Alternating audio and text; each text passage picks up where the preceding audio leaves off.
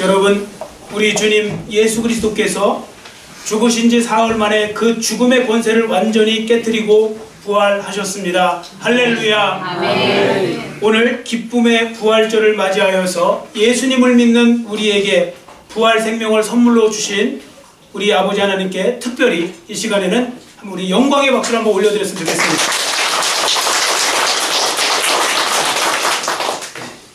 여러분, 세상을 살다가 보면 뭐 좋은 소식도 있고 안 좋은 소식도 있고 그러죠. 뭐 또 좋은 소식 중에서도 또 여러 가지 좋은 소식이 있는데, 좋은 소식 중에 단언컨대 가장 좋은 소식은 예수님께서 부활하셨다는 소식입니다. 이거보다 더 좋은 소식은 없을 것입니다. 자, 그러면 왜 그런지 그 이유를 한번 우리가 찾아보도록 하겠습니다.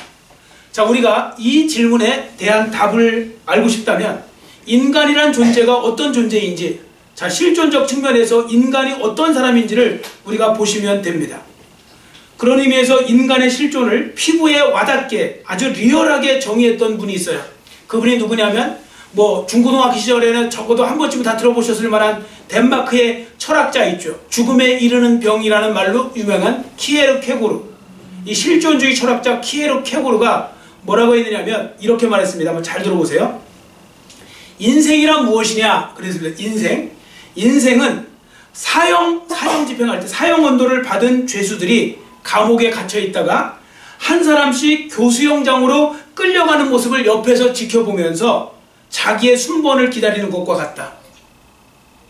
자, 굉장히 리얼한 표현이죠. 어떻게 보면 잔인하게 들릴 수 있을 그런 표현입니다. 그러나 그 표현은 안타깝게도 분명한 사실입니다. 왜냐하면 모든 사람들은 죽는 거니까요.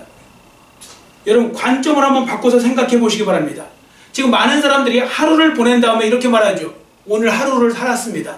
그러나 관점을 한번 바꿔서 생각해 보면 오늘 하루를 산 게 아니고 사실은 하루를 죽은 거예요. 왜냐하면 하나님이 정해놓으신 날짜가 있다면 그 날짜에 지금 우리가 하루를 쓴 거니까 하루를 죽은 거나 마찬가지예요. 결국 죽을 운명이라면 하루를 죽은 거죠. 자, 그러면 그런 부분들 속에서 우리 인간은 참 유한한 존재인데요. 그럼 왜 인간은 죽는 존재가 되었을까요? 왜 인간은 죽는 존재가 된 것입니까? 하나님 말씀인 성경에 보시면 인간의 죽음은 바로 죄로 인해서 생겨났다고 가르쳐주고 있습니다. 죄로 인해서요. 자, 그 유명한 로마서 6장 23절을 앞에 보시고, 로마서 6장 23절 큰 소리로 같이 읽습니다. 죄의 삭은 사망이요 하나님의 은사는 그리스도 예수 우리 주 안에 있는 영생이니라. 아멘. 여러분, 죄의 삭은 뭐냐면 보상을 말하는 거예요. 뭐 예를 들어 여러분들이 일하시면 월급 받잖아요. 뭐 일당을 받던 월급을 받던 주급을 받던 하죠. 죄를 지으면 죄값도 준다는 거예요. 근데 죄값이 뭐냐? 그게 바로 사망이에요. 사망, 죽음인 겁니다. 그래서 실존적인 측면에서 보면 이 땅을 살아가는 모든 사람들은 때가 되면 죽을 수밖에 없는 존재라는 거죠. 그렇습니다. 이 세상에 태어난 사람은 동서고금 지위고하를 막론하고 다 하나님의 정하신 때가 있거든요. 그 때가 되면 죽게 되어 있는 것이고, 그런 면에서 볼 때 인간은 굉장히 절망적인 존재라는 것입니다. 절망적인 존재. 자, 그런데 이 절망적인 상황에 놓여있는 우리 인생을 위해서 예수 그리스도께서 하신 일이 있습니다. 바로 십자가를 대신 지어 죽으심으로 말미암아 그 죽음의 문제를 해결해 주신 겁니다. 그런데 그 죽음의 문제가 해결됐는지 안 됐는지 알 수가 없잖아요. 그것만 자체로는. 여러분, 예수님이 십자가에 달려 죽으셨어요. 우리의 죽음의 문제를 해결했다고 볼 수는 없어요. 거기까지는. 왜냐하면 예수님이 만약에 그 죄의 값으로 죽음이 왔다면 그 죽음의 문제를 해결하지 못하시고 부활하지 못하셨다면 예수님은 우리에게 큰 인심 쓰시느라고 우리를 위해서 죽어는 주셨지만 살아나지 못하셨기 때문에 죽음의 문제는 여전히 해결이 안 된 상태가 되는 것이거든요. 그래서 부활이 중요한 겁니다. 예수님의 부활은 곧 예수님이 죄의 문제를 해결하셨다는 그런 의미가 되는 것이니까요. 자, 그러니까 제가 지금 성탄절 몇 가지를 구분을 좀 하려고 그래요. 성탄절하고 뭐 고난주일, 아니면 이제 뭐 구체적으로는 성금요일, 그 다음에 부활절, 요걸 구원론적 관점에서 제가 정의를 해드릴게요. 자, 구원론적으로 보면, 자, 먼저 뭐가 있습니까? 성탄절은 구원이 시작된 날이에요. 예수님이 이 땅에 오셔서 본격적으로 구원을 시작하신 날이 성탄절이에요. 예수님 우리를 구원하시려고 이 땅에 오신 거예요. 이게 구원의 시작이고요. 성금요일은 뭐냐? 구원의 절정이에요. 실제로 예수님이 십자가에 달려 죽으신 거예요. 우리를 위해서. 죄의 문제를 위해서. 그래서 구원의 절정은 십자가. 그날이 바로 성금요일. 어제 그저께 성금요일이에요. 자, 그 다음에 그럼 부활절은 무엇이냐? 구원의 완성이에요. 구원이 정말 성공적으로 이루어졌다는 거. 구원이 완성되었다는 거. 예수님의 객관적 구원이 이루어졌다는 걸 보여주는 게 바로 부활절인 것입니다. 그래서 만약에 예수님이 죽으셨는데 살아나지 못하셨다. 그러면 예수님도 죄의 문제를 해결하지 못하셨다. 그런 상태가 되는 거고요. 그럼 결국 구원은 실패한 것이 되는 것입니다. 그런데 예수님은 죽음을 이기셨다는 거죠. 그리고 승리하셨다는 것입니다. 그것이 바로 부활입니다. 예수님은 다시 살아나신 것입니다. 여러분 여기서 한번 그냥 참고로 하나 말씀드리면 어떤 분은 부활하고 부활이 뭡니까 할 때 여러분 부활하고 소생이라는 말하고 혼동하시면 안 돼요. 성경에 소생이라는 말도 있어요. 소생도요 죽었다가 살아난 걸 소생이라고도 말을 하거든요. 근데 부활하고 뭐가 다른 거냐면 소생은 죽었다가 살아나는 사람 가끔씩 있잖아요. 죽었다가 살아나요. 근데 또 죽어요. 그건 부활이 아니에요. 그건 소생한 거예요. 말 그대로 소생했다 죽은 거예요. 그런데 부활은 뭐냐면 살아나면 안 죽는 거예요. 영원히. 예수님처럼. 그게 부활이에요. 자, 그래서 기독교는요 전적으로 그리스도의 부활 사건의 근거했다고 해도 과언이 아닌 것입니다. 그래서 기독교에서 부활이 없잖아요. 부활을 빼버리면 아무것도 아닌 거예요. 안고 없는 찐빵하고 똑같은 현상이 생겨나는 것입니다. 자, 그래서 부활이 얼마나 중요한지 본문에 보시면 사도 바울은 이 고린도전서 우리가 15장 1절에서 8절을 읽었잖아요. 15장 전체에 보시면 부활이 없으면 아니면 죽은 자가 다시 살아나지 못하면 이런 같은 의미죠. 자, 부활이 없으면 이런 류의 말씀을 몇 번 하고 있는지 아세요? 7번이나 쓰여 있어요. 한 장에. 13절, 14절, 15절, 16절, 17절, 29절, 32절 다 그렇게 쓰여 있습니다.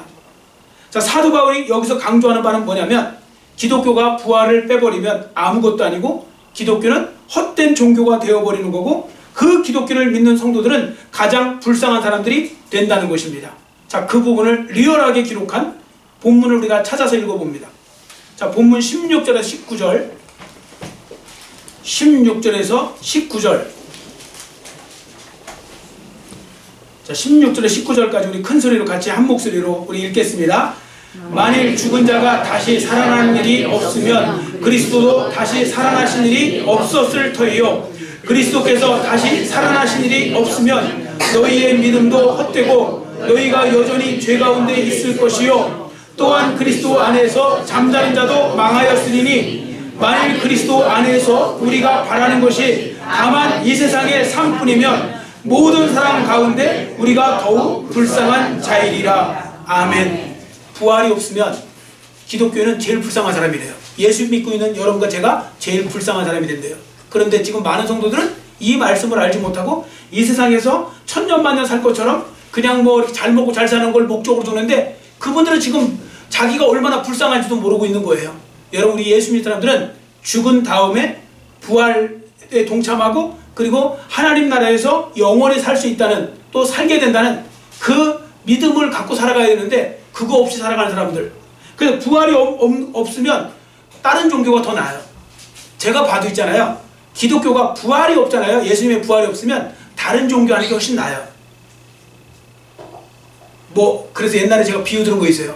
어떤 종교냐면 제가 하나 이제 힌트를 드리면 남묘호랑개교 뭐 그런 거 들어보셨죠? 옛날 그 일본에서 온 거. 남묘호랑개교는요 거기 가면요 3년 안에 부자가 안 되면 뭐 책임진다는 뭐 그런 얘기도 있어요. 7년 안에 부자가 안 되면 뭐 책임진다는 얘기도 있어요. 굳이 이 땅에 잘 먹고 잘 살 거면 남묘호랑개교를 추천드립니다. 그러나 그것이 아니고 우리가 영원한 삶, 앞으로 우리가 이 땅에 죽고 영원한 삶을 사는데 그런 부분들에 있어서 우리가 그런 것을 말한다면 저는 당연히 기독교밖에 없다고 생각을 하고 예수 믿는 거 그거밖에 답이 없다고 생각을 하거든요. 여하튼 우리 기독교는요 부활을 강조하는 겁니다. 그래서 기독교에 두 가지 토대가 있어요. 하나는 십자가고 하나는 부활이에요. 십자가 신앙과 부활 신앙, 부활 신앙과 십자가 신앙을 가지고 기독교의 토대가 마련되는 거고요. 거기서 우리 기독교가 바로 이루어지는 것입니다.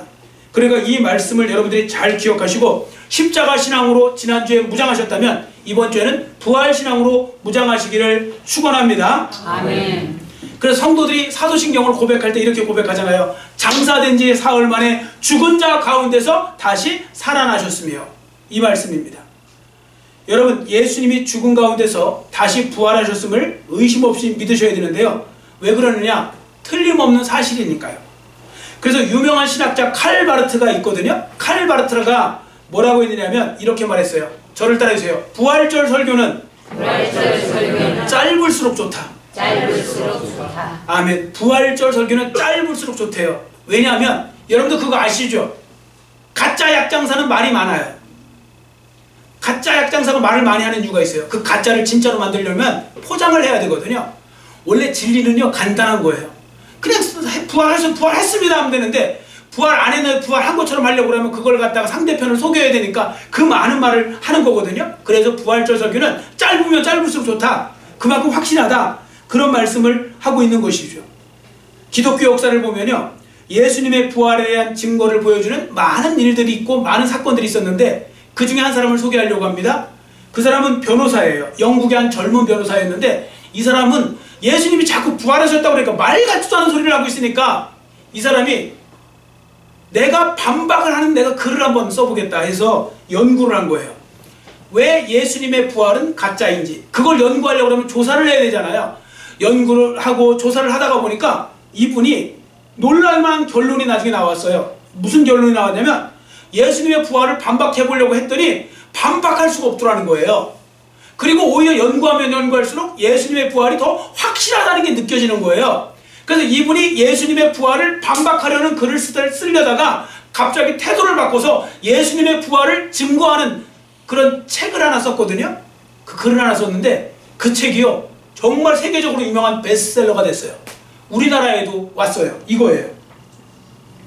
Who moved the stone? 누가 돌을 옮겼는가? 우리나라에는 저렇게 번역되어 있어요. 누가 돌을 옮겼는가? 그런 책으로 번역된 바로 그 프랭크 모리슨이라는 저 변호사가 쓴 거거든요.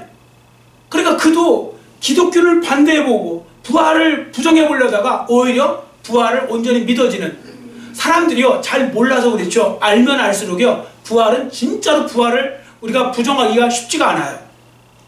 자, 또 하나의 예를 한번 들어보겠습니다. 이분은 릴런드 스탠포드입니다. 이분이에요. 이분이 누구냐면 미국의 캘리포니아주에 LA 위쪽에 가면 샌프란시스코 있잖아요. 샌프란시스코에서 2번이나 상원의원 지내신 분이에요. 저분이. 그리고 이분이 하여튼 굉장한 대단한 집안인데, 그런데 안타깝게도 저 오른쪽에 있는 저 외아들이에요. 독자예요, 독자. 저 독자가 죽어요, 갑자기. 그리고 얼마나 충격도 먹고 얼마나 슬프겠어요. 장례식 때도 너무너무 힘들죠. 너무너무 괴로운 것입니다. 슬픔 속에서 잠을 자지 못하고 있는데 어느 날 밤에 꿈에 저 아들이 나타나요. 저 아들이 나타나면서 생생한 모습으로 이런 말을 하는 겁니다. 아버지, 저는 지금 부활하신 예수님과 지금 함께 있습니다. 부활하신 예수님 곁에 있습니다. 저 대신 아버지, 청년들을 도와주세요. 그 말이 너무 크게 와닿은 거예요. 그래서 이 릴런드 스탠포드 이분이 그때부터 인생관이 확 바뀌고요. 우리 아들이 살아있구나. 예수님도 살아계셨구나. 그러니까 그 부활하신 게 맞구나. 이걸 갖다가 이게 꿈인지 환상인지 너무 리얼하게 그걸 봐갖고요. 이분이 그때부터 바뀌어요. 싹 바뀌어요. 어떻게 바뀌냐면 꿈속에서 만난 아들의 소원대로 청년교육에 전력을 다해요. 이분이. 그래서 그 당시에 거액인, 벌써 100여 년도 더 된 그 당시 거액인 2천만 달러. 지금으로 말하면 우리나라 한 260억. 지금 돈이 아니고요. 그 어마어마한 그 돈을 다 어떻게 보면 기부를 해요. 그러면서 그분이 세운 게 있어요. 그 대학이 바로 스탠포드 대학이에요. 지금 미국의 그 명문 중에 명문인 스탠포드 대학이 저 릴런드 스탠포드가 그렇게 해서 만든 거라고 합니다. 그리고 그가 죽을 때 유서를 하나 남겼습니다. 그 유서에는 이렇게 쓰여 있습니다. 나의 재산은 동전 하나 남기지 말고 청년교육에 사용하라. 부활신앙으로 이게 변화된 이 분이 이렇게 바뀐 것입니다. 뭐 이 밖에도 수많은 성도들이 부활하신 예수님을 확신하고 있었고요. 부활하신 예수님을 체험하며 살았던 것입니다. 그리고 지금도 수많은 사람들이 부활하신 주님을 만나고 있는 거죠. 여러분 여기서 한 가지 기억하셔야 될 것이 있습니다. 부활 진짜 증거 엄청 많거든요. 그런데 그 중에서도 단연코 확실한 부활의 증거는 성경 말씀에 있는 줄 믿습니다. 하나님 말씀이 성경에 있거든요. 자, 그 중에 오늘 우리가 한 예를 하나 볼 수 있는데요. 그 중에 한 사건을 볼 수 있습니다. 자, 3절을 보세요. 여기부터 보시면 예수님의 부활을 목격한 사람들의 명단이 기록되어 있어요. 리스트가 있는데 제일 먼저 게바가 누구냐면 베드로예요. 베드로가 예수님의 부활을 목격했고요. 그 뒤에 12제자에게 했어요. 12명이 그 제자들이 목격을 했어요. 그 다음에 일시에 500여 형제에게 목격이 됐다고 그랬어요. 그리고 맨 마지막에 사도 바울인 자기에게도 예수님이 보이셨다고 그러면서 8절에 기록하고 있죠. 자, 그래서 여기 보면 몇 명입니까? 적어도 510명이 넘는 거죠. 근데 여기서 중요한 사실은 사도 바울이 지금 이 서신, 이 고린도전서를 기록할 때 대부분이 살아있었다는 거예요. 그 증인들이, 예수님을 목격한 목격자들이 살아있었다는 겁니다. 그러니까 예수님의 부활은 분명한 사실이 된다는 거죠. 자, 그 다음에 초대교회를 보면요, 여러분 지금 우리가 주일 예배 드리잖아요. 옛날에 여러분 유대인들은 주일이에요, 토요일이에요? 토요일 예배잖아요. 토요일날. 왜냐면 그게 안식일이거든요. 근데 왜 주일로 바뀌었느냐? 예수님이 부활하신 거랑 연관돼서 바뀐 거예요. 예수님의 부활이 얼마나 놀라운 거냐면요, 하나님이 첫 번째 천지를 창조하셨으면요, 천지 창조가 아담의 타락으로 어떻게 보면 변질되고 부패하고 타락했잖아요. 그걸 새로운 창조를 만들어 놓으신 분이 바로 예수님이세요. 그게 바로 결정체가 부활이에요. 그래서 고린도후서 5장 17절 말씀처럼 그런즉 누구든지 그리스도 안에 있으면 새로운 피조물이라, 뉴 크리에이션 그러잖아요. 새로운 피조물, 그거예요. 그래서 예수님의 부활을 중심으로 해서 그때부터 주일 예배를 드린 거예요. 지금도 왜 안식교인들은 자꾸 뭐 지금 구약 따라서 토요일날 예배 드려야 된다고 하는데 그 사람들은 지금 예수님의 부활을 무시하는 거고 또 아직도 구약에 매여 있는 거죠. 여러분, 우리는 그만큼 부활이 중요한 날이라는 걸 아셔야 됩니다. 사망에서 생명을 가져온 날, 저주에서 축복을 가져온 날, 그리고 새로운 창조가 이루어진 날이 바로 부활절인 것입니다. 자, 예수님의 부활이 얼마나 놀라운지요. 또 역사가 중에 왜 아놀드 토인비 있잖아요. 저도 그분 역사책 한번 읽어본 적이 있거든요. 대학 시절에.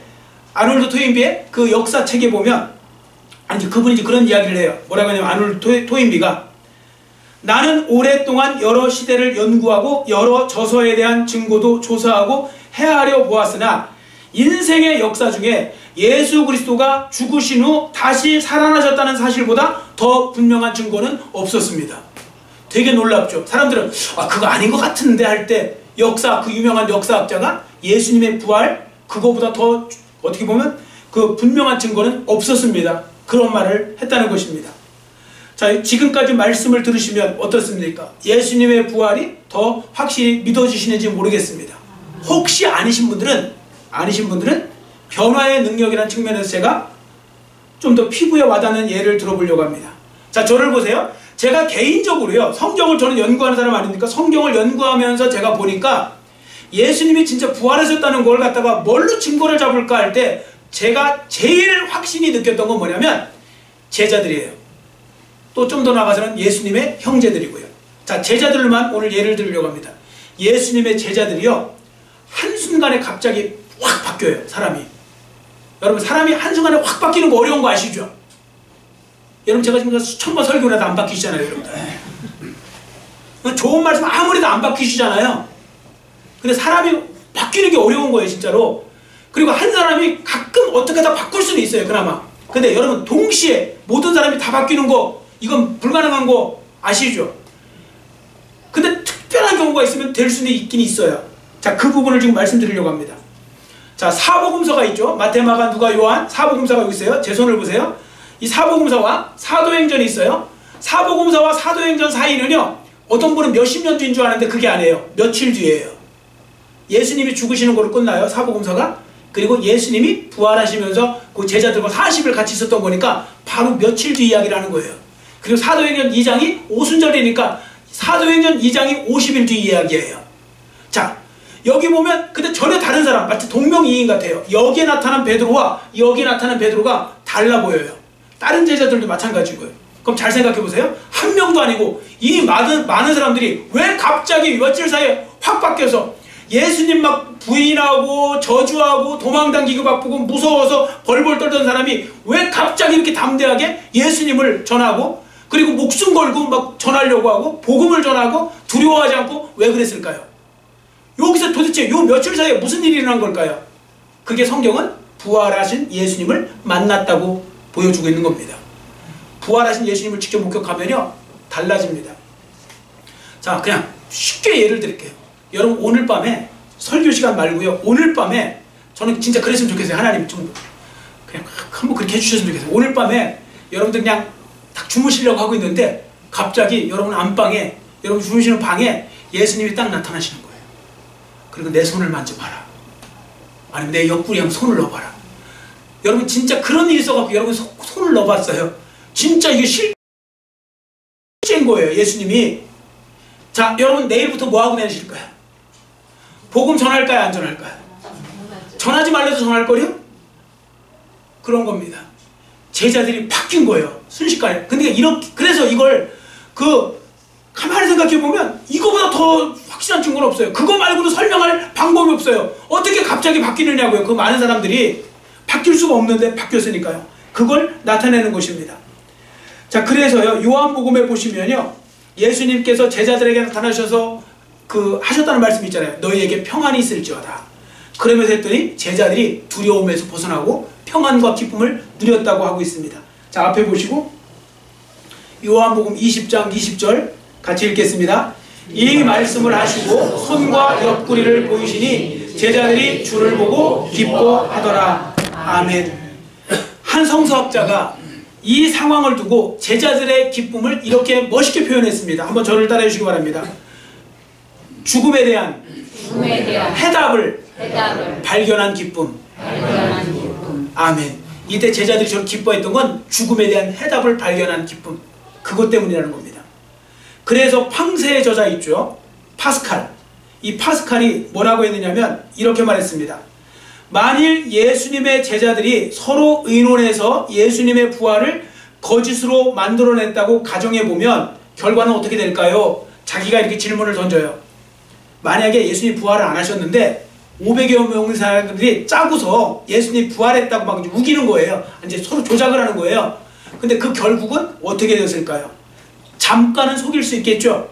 그러나 때가 되면, 시간이 지나다 보면 그 거짓말하던 많은 사람들 중에 적어도 한 명 이상 여러 사람이 양심 선언을 한다든지 딱 보니까 아닌 거예요.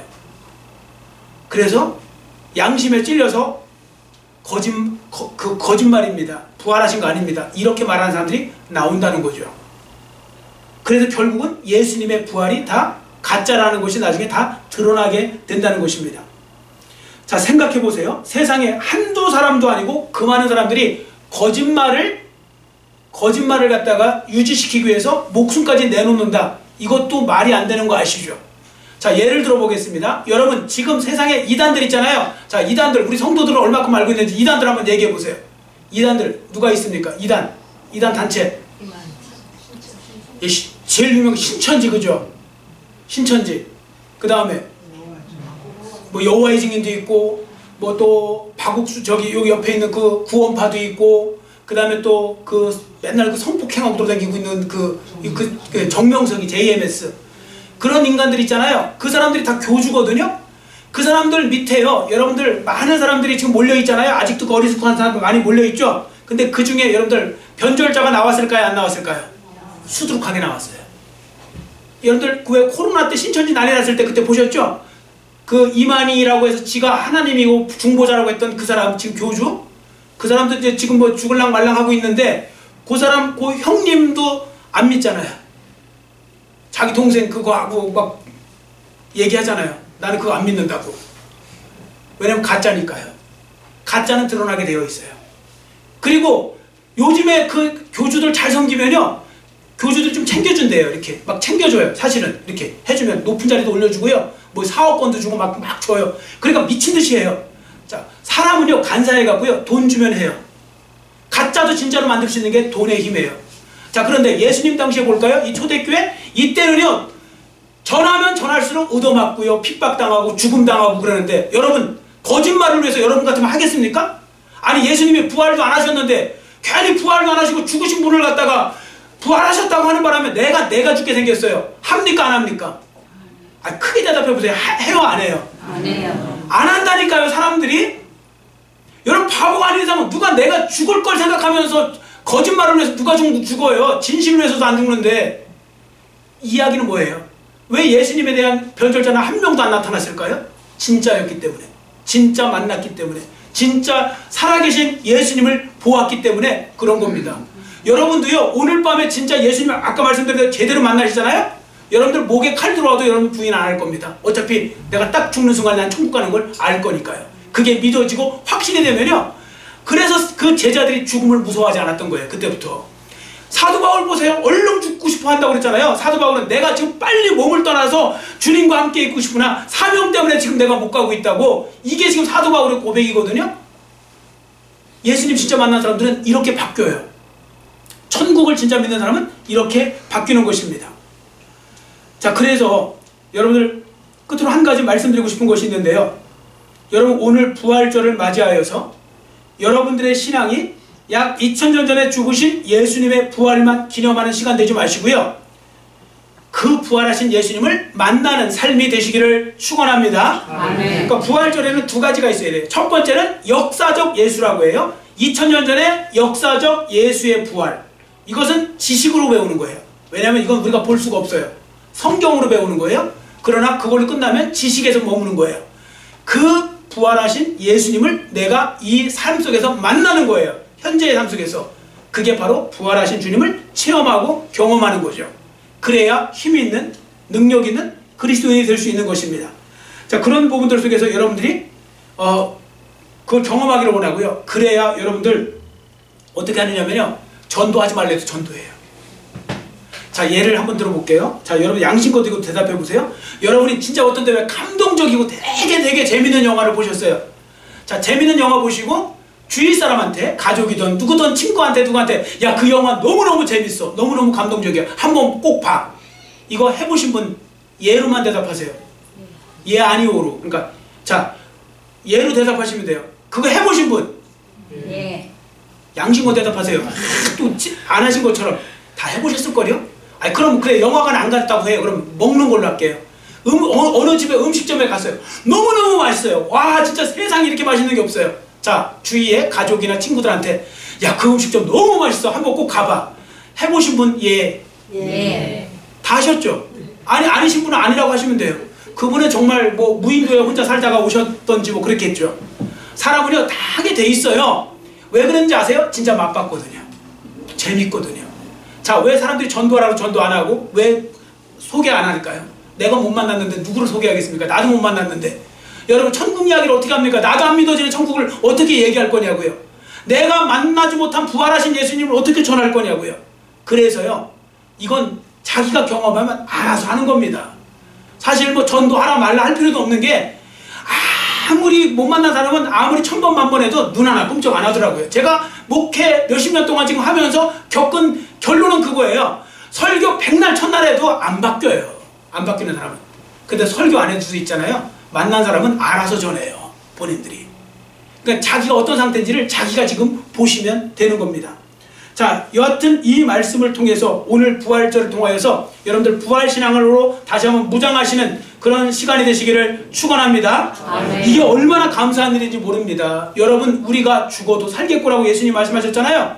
우리가 이 땅에서 이거 죽는 걸로 끝나는 게 아니에요. 하나님의 심판대 앞에 서고 그 심판을 이기고 하나님 나라에서 우리가 결국 나중에 살게 되는 거거든요. 최종 목적지는 하나님 나라지 이 땅이 아니에요. 여기 연세 때 많이 드신 분들 있잖아요. 이분들 물론 갈 때는 순서가 없지만 사실 얼마 남았는지 아무도 몰라요. 인생은 이게 전부가 아니라고요. 이게 전부면요, 여기 어르신분들은 맨날 슬퍼하시면서 사셔야 돼요. 왜 슬프냐? 자꾸 어떤 분은 이렇게 말씀하세요. 저한테 늙어지는 게 힘들대요. 우울하대요. 자꾸 늙어지는 게 우울하고. 왜 우울하신지 아세요? 죽는 날이 가까운다고 생각하니까 우울하고 기분도 그렇고 막 그렇대요. 그런데 왜 그러냐면 갈 데가 확실히 안 정해져서 그래요. 여러분 갈 데가 정해지시면요 예수 믿는 사람은 이 땅에 살아도 할렐루야 하면서 사는 거고요 가도 할렐루야 하면서 가는 겁니다. 왜냐면 갈 곳이 있다고 생각하면요 그게 얼마나 좋은 건지 모릅니다. 제가 말씀드렸잖아요. 제가 2년 전에 죽을 뻔했을 때 그때 죽는 순간 저는 죽는 줄 알았어요. 그때 사실은 그때도요 갈 데가 있다고 생각하니까 너무너무 그게 위안이 되고 힘이 되더라고요. 그래서 제가 그때 생각한 것이 내가 말로만 목사가 아니었구나. 그래도 믿음이 있었구나. 이런 생각이 드는데 그때요 그게 담대해져요. 여러분 그러니까 예수를 잘 믿으시는 건 복 중에 복인 거고요. 우리가 영생을 확보해 놓은 건 정말 복 중에 복인 겁니다. 어차피 여러분이나 저나 다 그 나라에 가서 영원히 살 것이지 이 땅에서 영원히 살 수는 없습니다. 그 무엇도 이 땅의 것은 끝까지 갈 수가 없으니까요.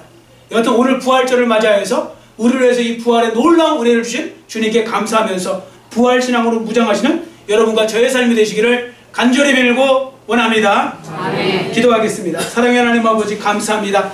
오늘은 예수님의 부활이 진짜인 이유를 우리가 말씀을 통해 보았습니다. 사람들은 아무것도 모른 채 예수님의 부활을 무시하고 비웃고 그런 일이 어디 있느냐 저런 일이 어디 있느냐 하지만 정작 아버지 하나님의 부활은 우리가 공부하면 공부할수록 연구해보면 연구해볼수록 우리가 모든 것을 통해서 또한 우리가 확인해보면 확인해볼수록 더욱더 의심할 여지 없는 확실한 객관적 사실이라는 것을 우리가 말씀을 통해 다시 한번 보게 됩니다. 하나님 아버지 제자들이 변한 것처럼 우리도 살아계신 예수님 그리고 오늘도 부활하신 주님을 만나서 우리도 제자들이 아버지 하나님 담대해진 것처럼 우리도 담대한 크리스천으로 바뀌게 해주시고 부활신앙을 가진 우리 성도들로 바뀌어서 우리도 많은 사람들에게 복음을 전하며 또한 살아계신 주님을 소개하며 예수님을 또한 아버지 전하며 그들로 아버지 천국의 백성이 될 수 있도록 아버지 하나님 우리가 전도자가 되게 해주시고 우리도 마찬가지입니다. 부활신앙을 통하여서 우리가 언제 우리가 하나님 앞에 부름받을지 알 수 없으나 우리가 이 땅을 살면서도 하나님께 영광 돌리고 그리고 우리가 나중에 살 또 영원한 하나님 나라를 바라보면서 더 큰 믿음을 가지고 살아가기를 원하오니 은혜 베풀어 주시고 오늘 우리가 이 예배를 드리면서 다시 한번 말씀을 통해 확인하였사오니 우리 모두가 부활신앙으로 충만하게 하여 주시옵소서. 예수님의 이름으로 간절히 축복하오며 기도드렸사옵나이다. 아멘.